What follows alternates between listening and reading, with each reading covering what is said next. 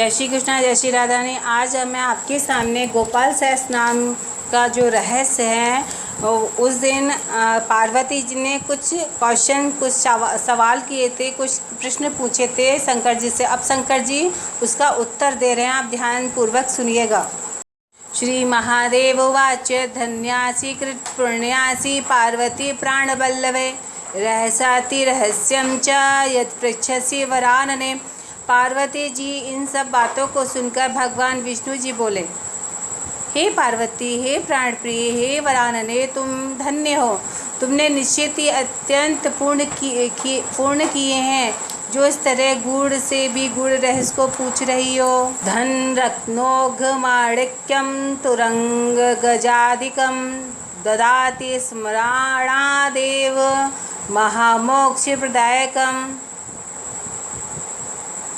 यह रहस्य धन रत्न समूह मणि हाथी घोड़ों को देने वाला है तथा इसके स्मरण मात्र से मनुष्य महामोक्ष को प्राप्त होता है। निरंजनो निराकारो भक्तानां प्रीतिकामदः वृंदावन विहाराय गोपालम रूपमुद्वन।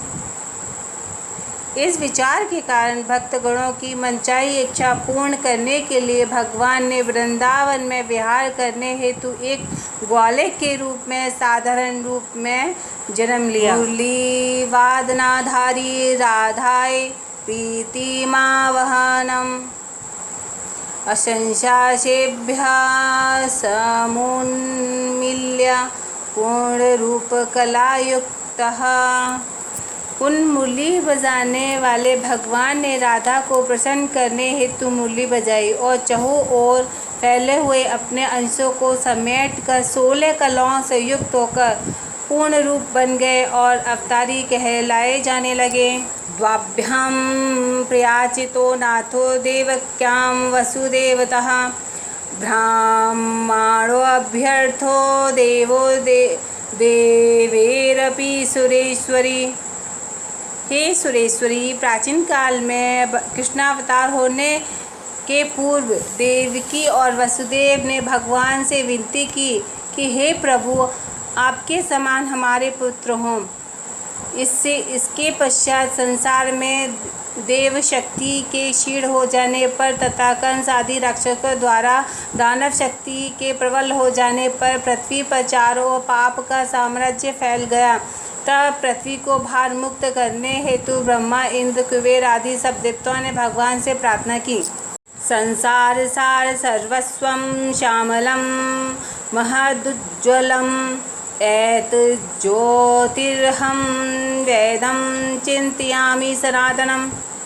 जो समस्त संसार के सार रूप हैं, अर्थात संसार के स्वामी हैं, श्यामल अंग वाले हैं, उज्जवल आभा वाले हैं, आदि काल से संसार में व्यक्त हैं, ऐसे ज्योति स्वरूप भगवान श्री कृष्ण को जानने के लिए मैं सर्वदा उनका ध्यान करता हूँ। गौर तेजो विनायस्तु श्यामल तेजः समर्चयेतः जपेद्वां ध्यायते वापि स भवेत् पातकी शिवे। जो गौर तेज अर्थात राधा को स्मरण ना करके केवल श्याम तेज अर्थात श्री कृष्ण को स्मरण करता है, वे पाप का भागी होते हैं। निरंजनात् समुत्पन्नं मायाधीतं जगन्मयी श्रीकृष्णेन ततः प्रोक्तं राधाय नारदाय च।